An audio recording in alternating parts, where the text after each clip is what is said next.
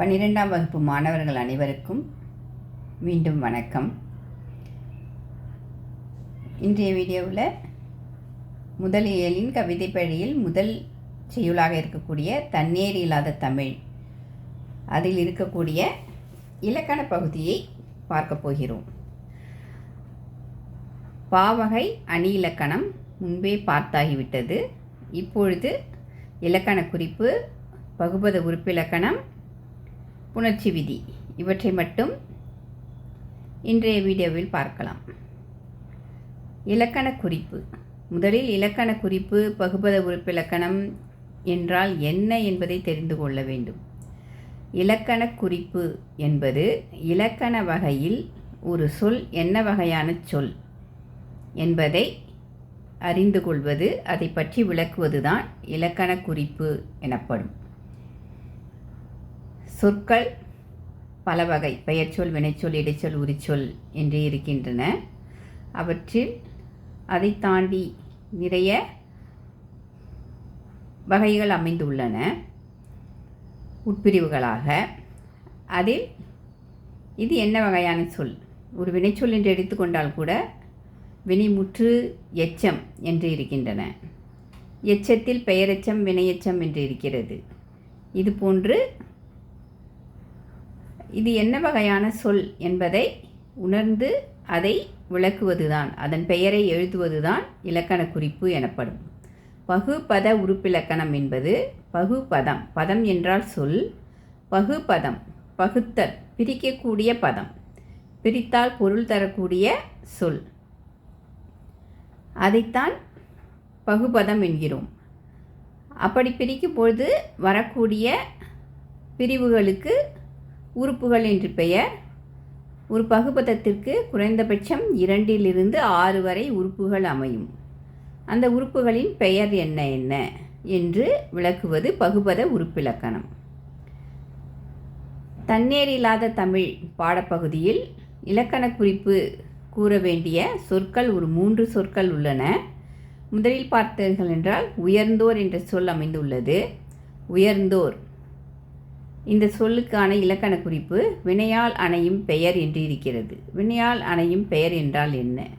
முதலில் உயர்ந்தார், உயர்ந்தவர் என்றெல்லாம் கூறினால், உயர்ந்தோர் என்றெல்லாம் கூறினால் அது ஒரு வினைச்சொல்லாக இருக்கும். செய்தார், வந்தார், போனார், நின்றான், போனான் என்பது போன்று இருக்கக்கூடிய சொற்கள் எல்லாம் வினைச்சொற்களாக இருக்கும். ஆனால் சில நேரங்களில் அந்த வினைச்சொற்கள் வினையை உணர்த்தாமல் அந்த வினையை செய்த, வினை என்றால் செயல், செயலை செய்த ஒரு நபரை, ஒரு ஆளை குறிப்பிடும், ஒரு பெயரை குறிப்பிடும். அவ்வாறு அமைவதற்கு பெயர் தான் வினையால் அணையும் பெயர். ஒரு வினைச்சொல்லானது அந்த வினை செய்தவரை குறிப்பிட்டால் அதற்கு பெயர் வினையால் அணையும் பெயர். உயர்ந்தோர், உயர்ந்தோர் என்றால் உயர்ந்து விளங்குகிறார் என்று பொருள். இங்கு உயர்ந்தோர் தொழ விளங்கி என்று பாடப்பகுதியில் வரும்பொழுது உயர்ந்து விளங்கியவர்கள் என்று அந்த உயர்ந்து விளங்கியவர்களை, உயர்ந்த குணம் உடையவர்களை குறிப்பிடுவதால், அந்த ஆட்களை, நபர்களை குறிப்பிடுவதால் இது வினையால் அணையும் பெயர் என்பதாகும். அடுத்ததாக பார்த்தீர்கள் என்றால் வெங்கதிர். வெங்கதிர் இது போன்று இருக்கக்கூடிய சொற்களை இலக்கண குறிப்பு கண்டுபிடிப்பதற்கு ஒரு எளிமையான வழி இருக்கிறது.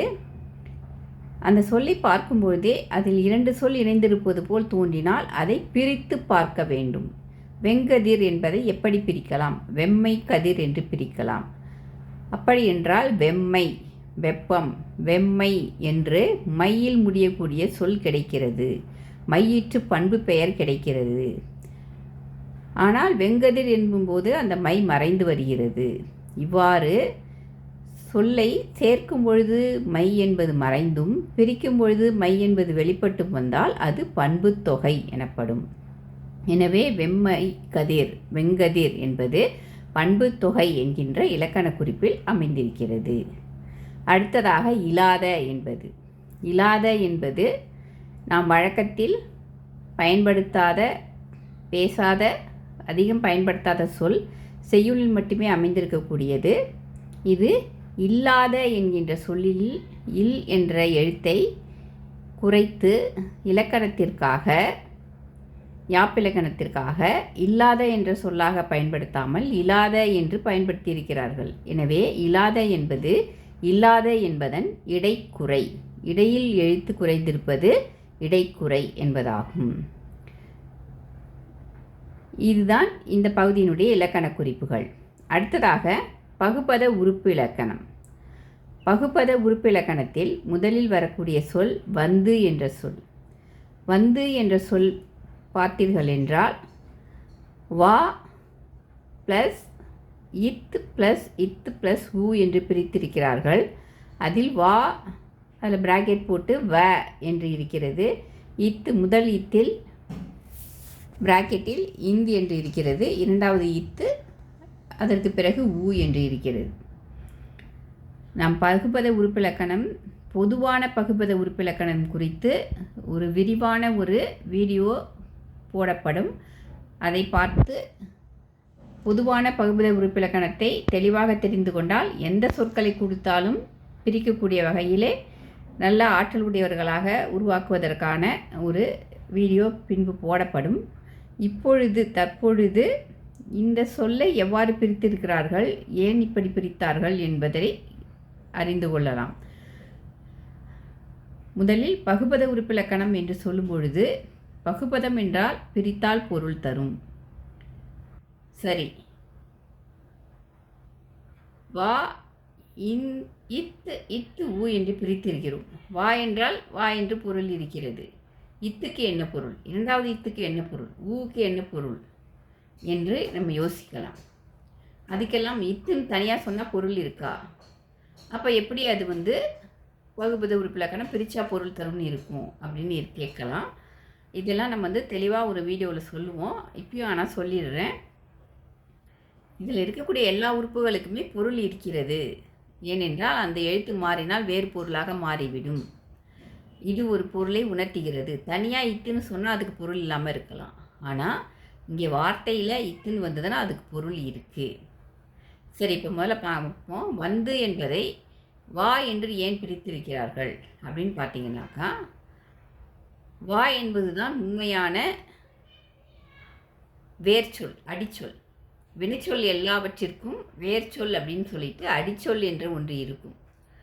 அந்த அடிச்சொல் எப்படி இருக்கும் அப்படின்னு பார்த்தீங்கன்னா, வேர்ச்சொல் எப்படி இருக்கும்னு பார்த்தீங்கன்னாக்கா, அது ஒரு கட்டளை இடக்கூடிய முறையில் அமைந்திருக்கும். வா, போ, செல், எழுது, நில், நட, ஓடு, குதி, பாடு, தேடு என்பது போன்று கட்டளையிடுவது போன்று அமைந்திருக்கும்.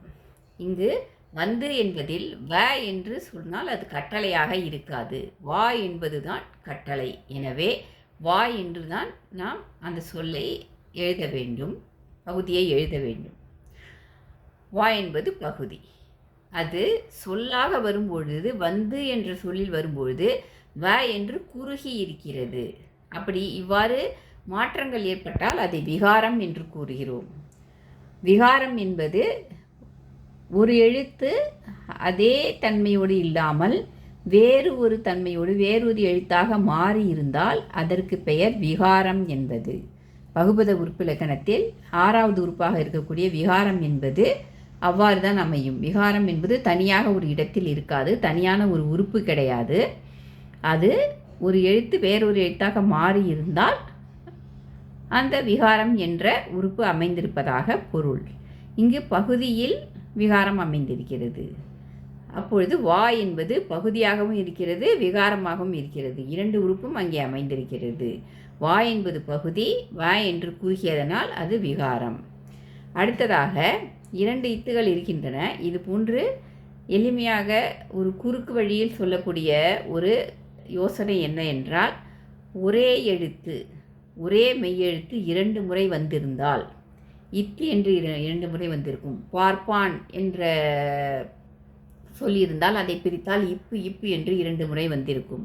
அதுபோலெல்லாம் வந்திருந்தால் முதலில் இருக்கக்கூடிய எழுத்தை சந்தி என்று தான் எழுத வேண்டும். இரண்டாவதாக இருக்கக்கூடிய எழுத்தை தான் இடைநிலை என்று எழுத வேண்டும். அதை நன்றாக ஞாபகத்தில் வைத்துக் கொள்ளுங்கள். எனவே முதலில் இருக்கக்கூடிய இத்து என்பது சந்தி, ஆனால் வந்து எனும்பொழுது அது இந்தாகத்தான் மாறி இருக்கிறது. இத்து இந்து என்று மாறி இருக்கிறது. எனவே அது விகாரம். இரண்டாவது உறுப்புலையும் சந்தி விகாரம் என்று 2 உறுப்புகள் அமைந்துள்ளன. மூன்றாவதாக இருக்கக்கூடியது இட் இறந்த கால இடைநிலை. இத்து என்பது இறந்த காலத்தை குறிக்கக்கூடியது. அந்த இத்துக்கு பதிலாக கிறு கின்று என்றோ இவ்வு என்றோ போட்டால் காலம் மாறிவிடும். எனவே இத்து என்பது இறந்த காலத்தை குறிக்கக்கூடிய இடைநிலையாக அமைந்திருக்கிறது. அடுத்ததாக கடைசியில் இருக்கக்கூடியது ஊ என்பது அது வினையெச்ச விகுதியாகும். ஏன் அது வினையெச்ச விகுதி என்றால் வந்து சென்றான், வந்து நின்றான், வந்து போனான் என்பது போன்று வந்து என்ற சொல்லின் பின்னால் ஒரு வினைச்சொல்லைத்தான் சேர்க்க முடியும். அதுபோன்று ஒரு வினைச்சொல்லை கொண்டு முடியக்கூடிய வகையில் அமைந்திருக்கக்கூடிய எச்ச சொல்லுக்கு பெயர் வினையெச்சம். எனவே அந்த வினையெச்ச விகுதியாக ஊ என்பது அமைந்திருக்கிறது. இதுதான் வந்து என்பதனுடைய பகுபத உறுப்பிலக்கணம். அடுத்ததாக பார்த்தீர்கள் என்றால் உயர்ந்தோர். உயர்ந்தோர் என்பதை உயர் இத் ஓர் என்று பிரிக்க வேண்டும். உயர் என்பது பகுதி. அடுத்ததாக 2 இத்து இருக்கிறது. முன்பே சொன்னது போல 2 இத்து இருந்தால் முதலில் இருக்கக்கூடிய இத்தை சந்தி என்று எழுத வேண்டும். அந்த இத்து வார்த்தையில் உயர்ந்தோர் இந்து என்று மாறி இருக்கிறது. எனவே இத்து சந்தி இந்த ஆகியது விகாரம். இரண்டாவது இறந்த கால இடைநிலை. ஓர் என்பது பலர்பால் வினைமுற்று விகுதி. ஆர் என்பது என்ற சொல்லில் இருக்கக்கூடிய ஆ என்பதுதான் ஓ என்றதாக தெரிந்திருக்கிறது. அடுத்ததாக விலங்கி என்ற சொல். விலங்கி என்ற சொல்லை மிக எளிமையாக பிரித்து விடலாம். விலங்கு கூட்டல் இ, அவ்வளவுதான். விலங்கு என்பது பகுதி, இ வினையெச்ச விகுதி.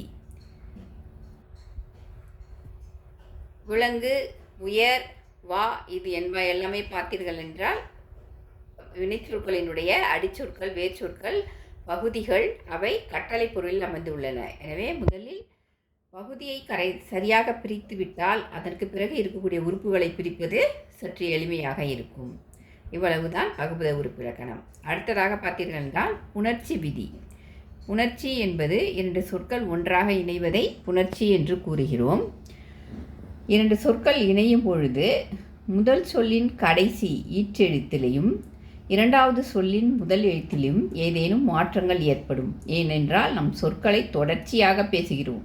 ஒரு சொல்லையும் நிறுத்தி பேசுறது கிடையாது. சொற்களை தொடர்ச்சியாக தொடர் வண்டி போல, புகை வண்டி, ட்ரெயின் மாதிரி அதை எப்படி கனெக்ட் பண்ணி வச்சுருக்காங்களோ அதே மாதிரி சொற்களை இணைத்து நம்ம அப்படி தொடர்ச்சியாக பேசி கொண்டு இருக்கிறோம். அப்படி பேசும்பொழுது முதல் சொல்லின் கடைசி எழுத்தும் இரண்டாவது சொல்லின் முதல் எழுத்தும், அடுத்ததாக இரண்டாவது சொல்லின் கடைசி எழுத்தும் மூன்றாவது சொல்லின் முதல் எழுத்தும், இது போன்று அந்த எழுத்துக்களில் மாற்றங்கள் ஏற்படும். புணர்ச்சி விதியை பொறுத்தவரை ஒரு வாக்கியம் இருக்கிறது என்றால் முதல் சொல்லை நிலைமொழி என்றும் இரண்டாவது சொல்லை வருமொழி என்றும் சொல்வார்கள். இரண்டாவது சொல்லையும் மூன்றாவது சொல்லையும் கணக்கில் எடுத்துக்கொண்டால் இரண்டாவது சொல் நிலைமொழியாகும், மூன்றாவது சொல் வருமொழியாகும். மூன்றாவது நான்காவது சொற்களை எடுத்துக்கொண்டால் மூன்றாவது சொல் நிலைமொழியாகும், நான்காவது சொல் வருமொழியாகும். எனவே 2 சொற்கள் இணையும் பொழுது வரக்கூடிய மாற்றங்கள், அதை நிலைமொழி வரிமொழி என்று குறிப்பிட்டு அந்த மாற்றங்களை குறித்து நாம் பேசுவோம். அதிலே நிலைமொழியினுடைய கடைசி எழுத்து என்று சொல்லும் பொழுது உயிரீறு மெய்யீறு, ஒன்று உயிரெழுத்து இருக்கலாம் அல்லது மெய் எழுத்து இருக்கலாம். அவ்வளோதான், 2 எழுத்து தான் இருக்குது. அதை தாண்டி வேறு எழுத்திருக்க போது கிடையாது. உயிர்மெய் எழுத்து இருந்ததுனாலும் அதை பிரித்தோம் அப்படின்னாக்கா உயிர்மெய் எழுத்தில் முதல்ல மெய் எழுத்தும் பின்னாடி உயிரெழுத்தும் இருக்கும். அதனால் அது உயிரீராகத்தான் கணக்கில் கொள்ளப்படும். அடுத்ததாக பார்த்தீங்கன்னாக்கா வருமொழியினுடைய முதல் எழுத்து ஒன்று உயிரெழுத்தாக இருக்கலாம், இல்லைன்னா மெய்யெழுத்தாக இருக்கலாம். உயிர் முதல் மெய் முதல், உயிரெழுத்து இருந்ததுன்னா உயிர் முதல், அல்லது மெய்யெழுத்து தனித்து இருக்காது, வெறும் இக்கில் ஆரம்பிக்கிற சொல்லு இச்சில் ஆரம்பிக்கிற சொல்லு அப்படிலாம் தனியாக கிடையாது. ஆனால் உயிர்மெய் எழுத்தாக வரக்கூடிய சொற்கள் இருக்கின்றன. அந்த உயிர்மெய் எழுத்தை பிரித்தோம் அப்படின்னா, முதல்ல இருக்கிற ஒரு எழுத்தை பிரித்தோம் அப்படின்னாக்கா, உதாரணத்துக்கு எடுத்துக்கிட்டால் வெம்மை ப்ளஸ் கதிர்னு இருக்குது. கதிர் அப்படிங்கும்போது கதிர் அப்படின்னா கேங்கிற எழுத்து இருக்குது. அந்த கேவை பிரித்தோன்னா இக் ப்ளஸ் ஆ தான் க. அப்போ இக்குங்கிறது முதல்ல வந்திருக்கு. அப்போ இது மெய் முதல் அப்படின்னு அர்த்தம். ஸோ ஸோ இந்த மாதிரி அமைந்திருக்கும். இதனால் வந்து பார்த்திங்கனாக்கா இந்த எழுத்துக்களின் தன்மைக்கு தகுந்த மாதிரி சொற்கள் சேரும்போது மாற்றங்கள் ஏற்படும். அப்படி என்ன மாற்றங்கள் ஏற்படுகின்றன அப்படிங்கிறதையெல்லாம் ஆராய்ந்து அவற்றை ஒரு விதியாக சொல்லியிருக்கிறாங்க. அவற்றை தான் நம்ம புணர்ச்சி விதி அப்படின்னு படிக்கிறோம். அந்த மாதிரி புணர்ச்சி விதிகள் என்ன அப்படின்னு சில முக்கியமான புணர்ச்சி விதிகள் இருக்கின்றன. ஏறத்தாழ ஒரு 10 விதிகள் இருக்கின்றன. அந்த 10 விதிகளை நல்லா படிச்சிட்டோம் அப்படின்னாக்கா, அதை தெரிஞ்சு வச்சிட்டோம் அப்படின்னா எந்த சொல்லை கொடுத்தாலும் அதை பிரித்து புணர்ச்சி விதி எழுதுவது மிக எளிமையாக இருக்கும். இங்கே முதல்ல வந்து கொடுத்துருக்கக்கூடிய சொல் வந்து பார்த்திங்கன்னா ஆங்கவற்றுள் அப்படிங்கிறது. ஆங்கவற்றுள் அதை எப்படி முதல்ல பிரிக்கலாம். முதல்ல சொற்களை வந்து தெளிவாக கரெக்டாக பிரிக்க தெரிஞ்சுக்கணும். ஆங்கவற்றுள், ஆங்கு கூட்டல் அவற்றுள் அப்படின்னு பிரிக்கணும். இப்போ ஆங்கு அவற்றுள் பிரிச்சிட்டோம். நிலைமொழி கடைசியில் கூ இருக்குது. அந்த கூவை இக்கு ப்ளஸ் ஊன்னு பிரித்தோம் அப்படின்னா அப்போ அது உயிர் ஈராக அமைந்திருக்கு. அவற்றுள் அப்படிங்கிறதுல முதல் எழுத்து அது உயிரெழுத்து, அதுவும் உயிரெழுத்தாக அமைந்திருக்கு. உயிர் முதல், உயிரீறு உயிர் முதல், உயிர் இரண்டு உயிர்கள் ஒன்றாக சேராது. அந்த 2 உயிர்கள் ஒன்று சேரணும் அப்படின்னாக்கா அதுக்கு இடையில் ஒரு மெய்யெழுத்து வரணும். அது உடம்படு மெய் அப்படிங்கிற புணர்ச்சியில் வரும். ஆனால் இங்கே என்னன்னு பார்த்தீங்கன்னா ஆங்குங்கிறதுல ஒரு சிறப்பு என்ன அப்படின்னா, அல்லது ஒரு வித்தியாசம் என்ன அப்படின்னு பார்த்தீங்கன்னா, ஆங்குங்கிறதுல கூவில் வந்து ஊ அமைந்திருக்கு. இந்த ஊ என்ன அப்படின்னா, சொற்களில் கடைசியில் வரக்கூடிய எல்லா ஊமே குற்றியல் உகரம், குறைந்து ஒலிக்கக்கூடிய உகரம். அதுக்கு அரை மாத்திரை தான். அது என்ன பண்ணும் அப்படின்னா, முன்னாடி இருக்கக்கூடிய ஆவுக்கு ஒரு மாத்திரை, நமக்கு அரை மாத்திரை தான் இருக்கே அப்படின்னு வெக்கப்பட்டுட்டு அந்த ஊ என்ன பண்ணும், ஓடிவிடும். உயிர்வரின் உக்குரல் மெய்விட்டு ஓடும். உக்குரல் என்பது குறைந்து ஒலிக்கக்கூடிய குற்றியல் உகரம். ஆங்கு என்பதில் கூவில் இருக்கக்கூடிய ஊ வந்து குறைந்து ஒலிக்கக்கூடிய அரை மாத்திரை அளவுக்கு மட்டுமே ஒலிக்கக்கூடிய குற்றியல் உகரம். உக்குரல்னா குற்றியல் உகரம் அப்படின்னு அர்த்தம். அது வருமொழி முதல்ல உயிரெழுத்து வந்துச்சுன்னா பார்த்து வெக்கப்பட்டுட்டு, ஐயையோ நம்ம உயிரெழுத்துன்னு பேருக்கு இருக்கிறோம், ஆனால் நமக்கு அரை மாத்திரை தானே இருக்குது, அது ஒரு மாத்திரை அளவு இருக்கே அப்படின்னு சொல்லிட்டு இது என்ன செய்யும் அப்படின்னா அந்த வார்த்தையை விட்டுட்டே ஓடி போயிடும். அப்போ என்ன ஆகும் அப்படின்னு பார்த்தீங்கன்னா ஆ இங் இக் அப்படின்னு இருக்கும். அப்போ அந்த இக்கு அப்படின்னு இருந்துச்சுனாக்கா வருமொழியில் இருக்கக்கூடிய ஆ வந்து தானாக அது பாட்டுக்கு வந்து சேர்ந்துடும். உடல் மேல் உயிர் வந்து ஒன்றுவது இயல்பு, அது இயல்பான ஒரு விஷயம்.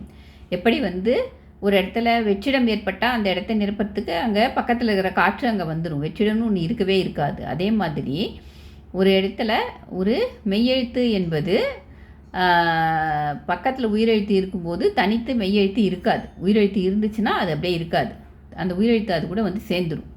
அதனால் உடல் மேல் உயிர் வந்து ஒன்றுவது இயல்பேங்கிற விதிப்படி ஆங்கவற்றுள் அப்படிங்கிற சொல்லாக அது உருவாகி இருக்கிறது. அடுத்ததாக பார்த்தீங்கன்னாக்கா தனியாழி. இது தனியாழி எப்படி பிரிக்கணும் அப்படின்னு பார்த்தீங்கன்னா தனி கூட்டல் ஆழி, ஆழினா கடல். இப்போ இதில் வந்து பார்த்திங்கன்னா தனி அப்படின்னு பார்த்தீங்கன்னா நீ இருக்குது, நீயை பிரித்தோம் அப்படின்னா இன் கூட்டல் ஈ அப்படின்னு சொல்லி இங்கேயோ உயிர் ஈறு அமைஞ்சிருக்கு. ஆழியில் முதல் எழுத்து ஆ, அதுவும் உயிராக இருக்குது. உயிரீறு உயிர் முதல், உயிரும் உயிரும் சேராதுன்னு சொன்னேன். உயிரும் உயிரும் சேரணும் அப்படின்னாக்கா அங்கே இடையில் ஒரு மெய்யெழுத்து வரணும். நிலைமொழி ஈற்றில் குற்றியலுகரம் இருந்தால் மட்டும் வேணால் அது அரை மாத்திரை இருக்கிறதுனால விட்டுட்டு ஓடி போகும். ஆனால் மற்ற எந்த உயிரெழுத்தும் விட்டுட்டு ஓடி போகாது. அது பிடிவாதம் பிடிச்சிட்டு நான் இங்கே தான் இருப்பேன் அப்படி தான் இருக்கும். அதனால் தண்ணிங்கிற எழுத்து அப்படியே தான் இருக்கும், அதில் இருக்கிற ஈ அப்படியே தான் இருக்கும், ஆழியில் இருக்கிற ஆவும் அப்படியே தான் இருக்கும். ரெண்டும் ஒன்று சேராது. 2 உயிரெழுத்துக்களை ஒன்றாக சொல்ல முடியாது, வாயால் சொல்ல முடியாது. உயிரெழுத்துக்கள் சொல்லணுன்னா ஒவ்வொரு எழுத்தையும் சொல்கிறதுக்கு வாயை பிரித்து சொல்லணும், நடுவில் ஒரு கேப் வரும். அப்போ அந்த இடைவெளியை இட்டு நிரப்புறதுக்கு அங்கே இடையிலே ஒரு மெய்யெழுத்து வரணும். அந்த மெய்யெழுத்துக்கு உடம்படும் மெய் அப்படின்னு பேர். உடம்படும் மெய்யாக எல்லா மெய்களும் வந்துடாது. ஈ இவ்வு அப்படின்னு 2 மெய்யெழுத்துக்கள் இருக்கின்றன. அந்த 2 மெய்யெழுத்துக்களில் ஏதாவது ஒன்று தான், அது என்ன உயிரெழுத்து வந்திருக்கோ அதுக்கு அந்த ஓசைக்கு தகுந்த மாதிரி வரும். இ ஐ வழி எவ்வும், இ ஐ இந்த 3 எழுத்தும் நிலைமொழி கடைசியில் வந்துச்சுன்னா அங்கே உடம்படு மெய்யாக ஈ அப்படிங்கிற மெய்யெழுத்து வரும். அதான் ஈ ஐ வழி எவ்வும். மற்ற உயிரெழுத்துக்கெல்லாம் இவ்வுங்கிற எழுத்து வரும். ஏன்னா அதெல்லாம் ஊ ஓ அப்படிங்கிற வாயை குவித்து சொல்லக்கூடிய ஓசையை உரைக்கூடியது. அதனால் இவ்வுங்கிறது வந்ததுன்னா பொருத்தமாக இருக்கும். ஆனால் ஈ ஐ அப்படின்னு சொல்லி அப்படி நம்ம வந்து வாயை விரித்து பல்ல சேர்த்து சொல்கிற மாதிரி இருக்கிற இடத்துல ஈன்றது வந்ததுன்னா தான் அதுக்கு வந்து பொருத்தமானதாக இருக்கும். அப்படிங்கிறதுனால அங்கே தனி அப்படிங்கிறதுக்கு பக்கத்தில் ஈக்கு பக்கத்தில் ஈங்கிற மெய்யெழுத்து வரும். அதனால் தனி ஈ ஆழின்னு இருக்கும். இப்போ ஈ தனியாக இருக்கிறதுனால ஆ வந்து அது கூட சேர்ந்துடுது, தனி ஆழி அப்படின்னு சொல்லி மாறிடுது. உடல் மேல் உயிர் வந்து ஒன்றுவது இயல்பேங்கிற விதிப்படி ஈயும் ஆவும் சேர்ந்து யான்னு மாறி தனியாழி அப்படின்னு சொல்லி ஆகிறது. அடுத்ததாக பார்த்திங்கன்னா வெங்கதிர் அப்படிங்கிறது. வெங்கதிர் அப்படிங்கிறத வெம்மை கதிர், வெம்மைனா வெப்பம், வெம்மை கதிர் அப்படின்னு சொல்லி பிரிக்கிறோம். இப்போ இந்த பண்பு பெயர் புணர்ச்சிக்கு மட்டும் ஒரு 7 விதிகள் கொடுத்துருக்குறாங்க. அதில் முதல்ல இருக்கக்கூடிய விதி என்ன அப்படின்னு பார்த்தீங்கன்னா, முதல்ல இருக்கக்கூடியது பண்பு பெயர் விகுதியாக இருக்கக்கூடிய மைங்கிறது போயிடும். ஈறு போதல், அதான் ஈறுனா கடைசின்னு அர்த்தம். கடைசி எழுத்து நிலைமொழியினுடைய கடைசி எழுத்து மறைந்து போய்விடும். வெம்மை கதிர் அப்படிங்கிறதுல மைக்கு மறைந்து போயிட்டு வெம் கதிர் அப்படின்னு இருக்கும். அடுத்ததாக இப்போ என்ன ஆகும் அப்படின்னா, முன்ற மெய்த்திரிதல் அப்படின்ற இன்னொரு விதி இருக்குது. நிலைமொழியின் முன் இருக்கக்கூடிய, அதாவது அதனுடைய முதல் எழுத்துக்கு பக்கத்தில் அருகில் இருக்கக்கூடிய முதலில் இருக்கக்கூடிய மெய்யெழுத்து, சொல்லி முதல்ல மெய்யெழுத்து வராது, அது உயிர்மெய் எழுத்தாக இருக்கும். அந்த எழுத்தை மாற்ற முடியாது. அதுக்கு பக்கத்தில் எந்த மெய்யெழுத்து வந்திருக்கோ அந்த முன் நின்ற மெய் வேறொரு மெய்யாக திரிதல், வேறொரு மெய்யாக மாறுவது. திரிதல்னா மாறுவது. முன்னின்ற மெய் திரிதல் அப்படிங்கிற விதிப்படி இம்முங்கிறது இங்கு என்று மாறி வெங்கதிர் என்று ஆகிவிடுகிறது. இதுதான் இந்த புணர்ச்சி விதியின் இலக்கணங்கள். இந்த இலக்கண பகுதிகள் உங்களுக்கு தெளிவாக புரிந்திருக்கும் என்று நம்புகிறேன். அந்த நம்பிக்கையுடன் இந்த வீடியோவை முடித்துக்கொள்ளலாம். நன்றி, வணக்கம்.